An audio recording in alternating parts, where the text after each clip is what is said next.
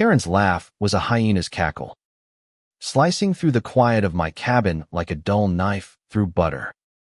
She stood in my doorway, crowbar in hand, acting like she owned the place because, apparently, she thought she did. It was supposed to be a quiet weekend.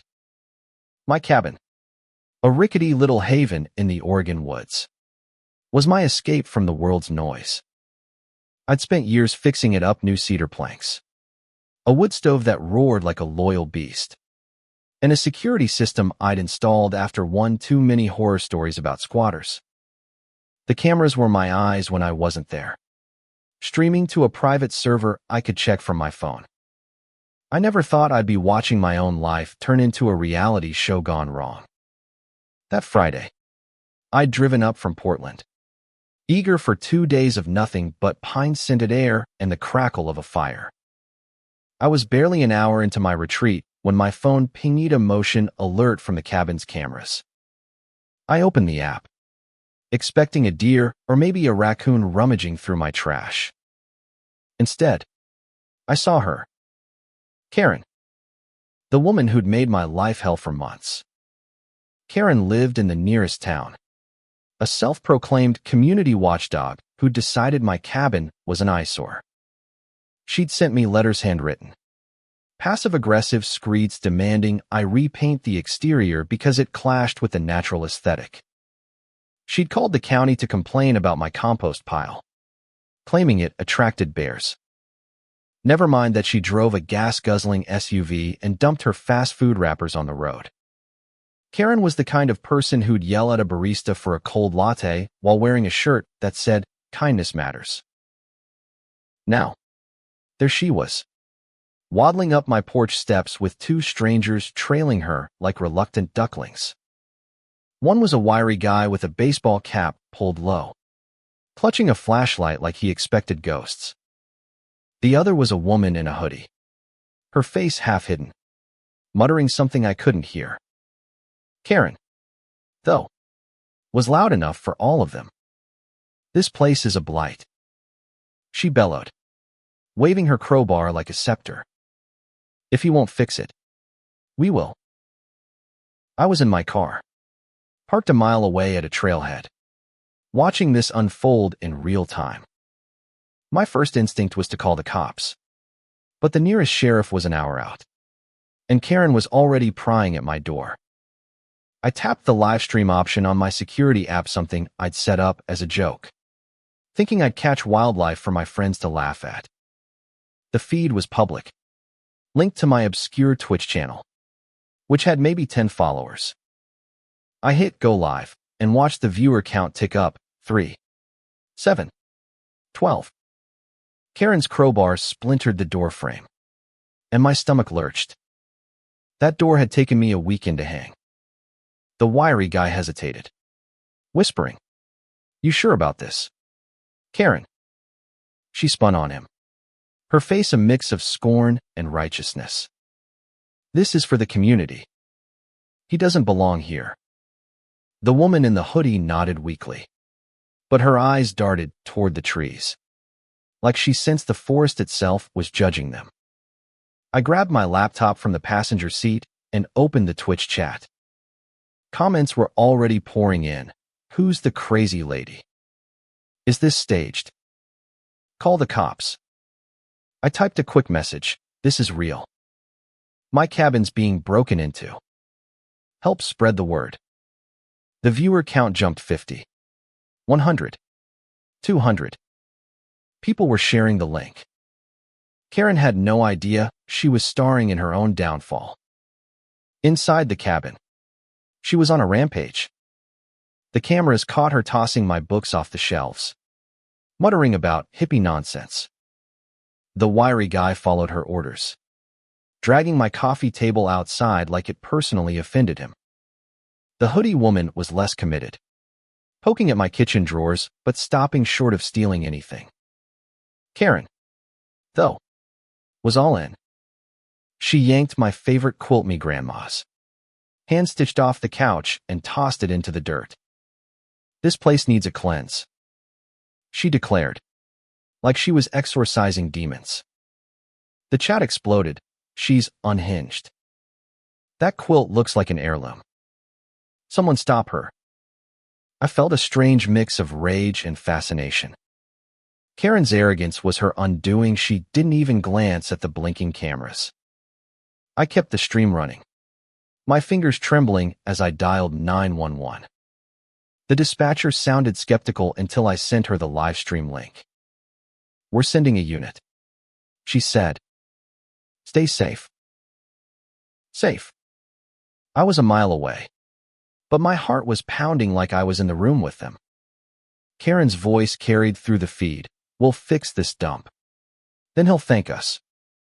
The wiry guy laughed nervously, but the hoodie woman was backing toward the door.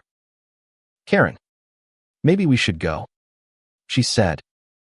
Karen's glare could have melted steel. You're either with me or against me, she snapped.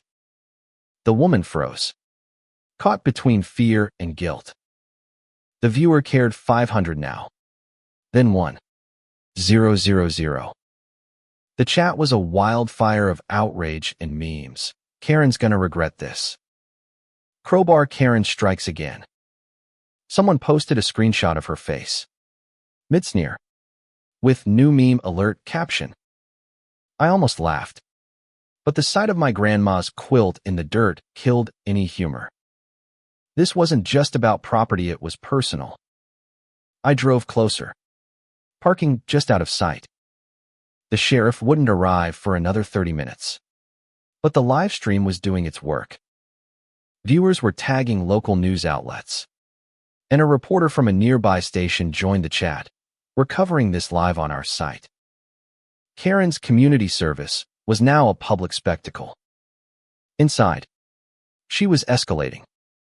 She smashed a lamp, a cheap one, but still mine, and crowed about teaching him a lesson. The wiry guy was getting bolder, rifling through my desk for anything valuable.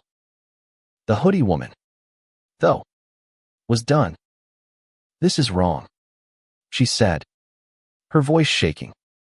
Karen rounded on her. Wrong. This guy's a nobody. He doesn't deserve this place. The woman backed away, then bolted out the door. The chat cheered. Run. Girl. Run. 1 down. 2 to go. I realized something. Karen's accomplices weren't hardened criminals. They were just people she'd bullied into this. Too weak or scared to say no. The wiry guy looked like he was regretting every life choice that led him here. But Karen, she was reveling in it, drunk on her own power. She didn't know thousands of eyes were on her, judging every move. The viewer count hit 5,000.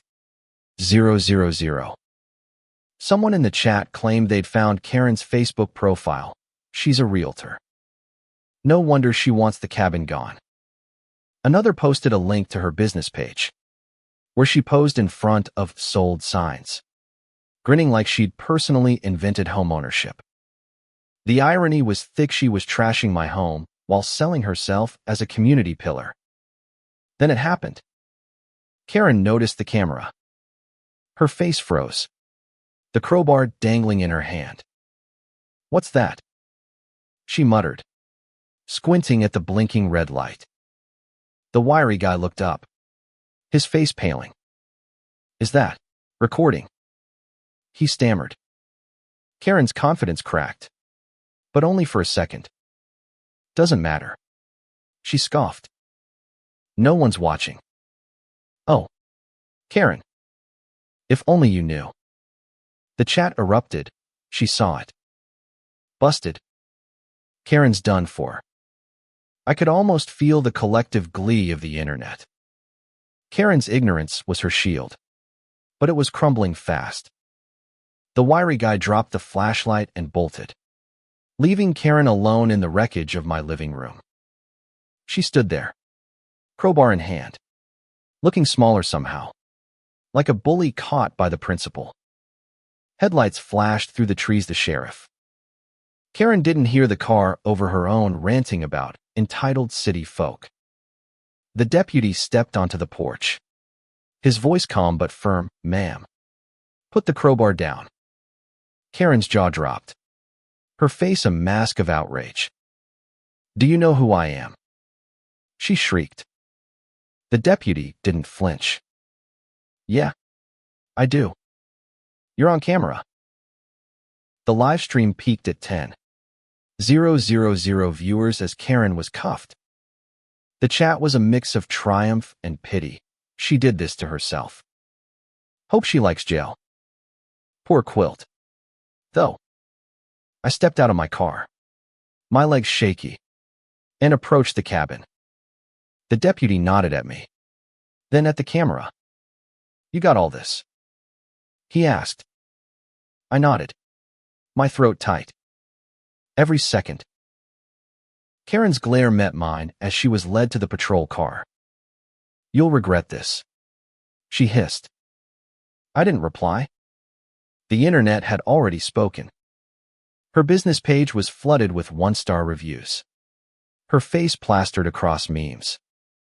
The wiry guy and hoodie woman turned themselves in the next day, spilling everything about Karen's scheme to reclaim my property for her own real estate hustle. They got community service. Karen. She faced charges for breaking and entering, vandalism, and theft.